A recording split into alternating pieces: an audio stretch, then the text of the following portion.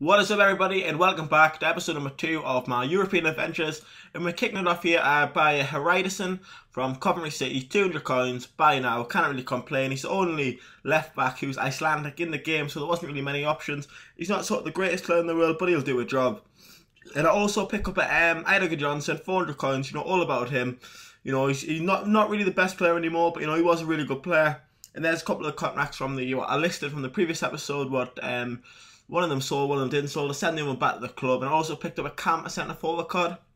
And yeah, guys, I just want to say big thank you for yesterday. The video went down really well. Everyone was really enjoyed it, and that's what it's all about. And pretty much big news yesterday was obviously the England squad, what I talked about yesterday, but also Kenny Dalglish got the sack from Liverpool, which, to be honest, I wasn't very surprised at it, to be perfectly honest, because obviously they've done well in the cup competitions. They won the Carling Cup, which is a great achievement, and they finally the FA Cup, and obviously they got beat off Chelsea. But obviously the league form is your bread and butter. It's no good. Nowadays it's no good really just being good in the cups. You've got to qualify for the Champions League, and you got to get in the top 4 really if you want to compete. Because the only way you're going to attract sort of better players is by being in Champions League or being in Europe. And obviously Liverpool are in the Europa League, which is good for them. They can build on that. But if they want to actually compete, and then I think the owners are quite ambitious. They've done really well in America, so they'll obviously want to try and compete in the top 4, top 2 if they can.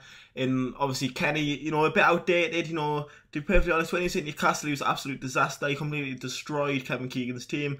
And yeah, I'm not really surprised he's went. To be perfectly honest, I'm slightly disappointed, to be perfectly honest, because I thought he was doing a fantastic job. Wink, wink. But yeah, I think any Liverpool's fans watching this, why don't you leave a comment saying who do you want as your next manager?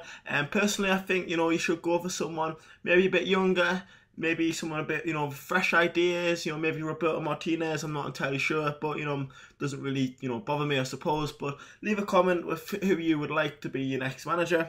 I don't think you should go for someone, older, experienced, because you went with Kenny Dalglish, and it kind of didn't really work, from your league form. So yeah, leave a comment, guys. And in this episode, we're sort of building the squad a bit, getting a little bit better. I think obviously I bought the 2 players before, but later in the episode I buy a new centre half who's actually a really good player. He's got about 70 pace, and he's only a silver. And you'll sort of see him in a minute. There's the first game. I went at 4-3. I've completely not watched the gameplay at all. I completely apologise.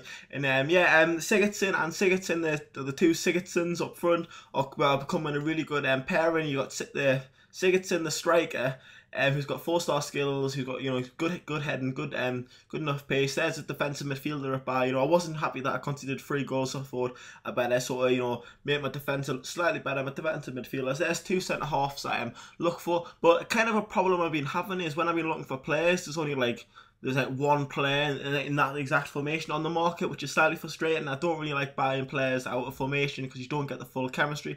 But there's 2 players to put them in, and there's that big lad from Copenhagen.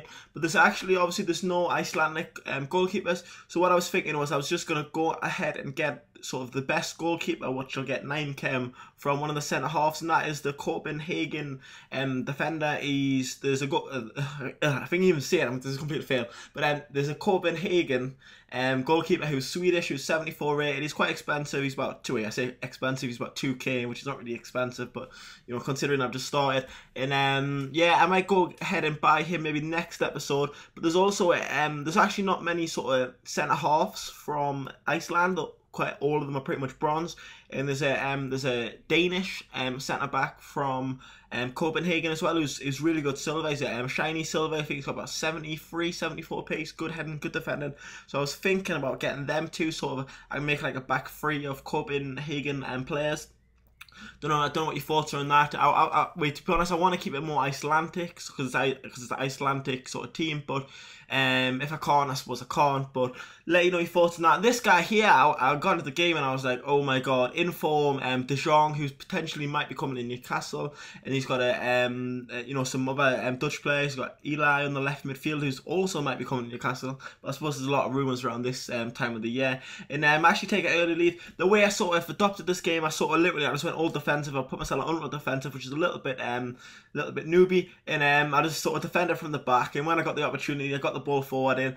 I'll show you the stats at the end of the game. Sigurdsson, the Swansea Sigurdsson, got a hat-trick this game. He's an absolute beast for me. He's becoming a really good player, and I'm thinking about getting the inform one, which would obviously be an upgrade from a normal one. But the normal one itself is really good. The only disappointing thing is only 3-star skills. If he had 4-star skills, he would be a beast. But he does get a goal back with De Jong, who's a really good player. And I was slightly worried at this stage. I was thinking, oh shit, he's gonna pull it back. But luckily for me, my big American centre half that played that game had an absolute boss of a game. He's only a bronze, and he absolutely controlled their two strikers. And there's Sigurdsson in again, left foot, 3-1. This stage, the game was over. I was more than happy, and this is sort of the end of the episode, guys. So I hope you enjoyed this episode. And oh yeah, what I was also going to say is I might be starting a Football Manager series. I was meant to be talking about this episode, I completely forgot. And what I want to know is, would you like to see a Football Manager series? And I suppose I'll talk about it more in the next episode. But I was thinking about doing one. Quite a few people have done them, and I quite enjoyed playing it. So yeah, guys, hope you enjoyed this episode. There was the stats. There's the team at the end. My goalkeeper, he was actually quite a good goalkeeper from Turkey, Austrian fella, out of contract, put a new contract on him. And that is the episode, guys. Hope you enjoyed it. Yeah, there's Sigurdsson, 5 games, 6 goals. You can't ask for more.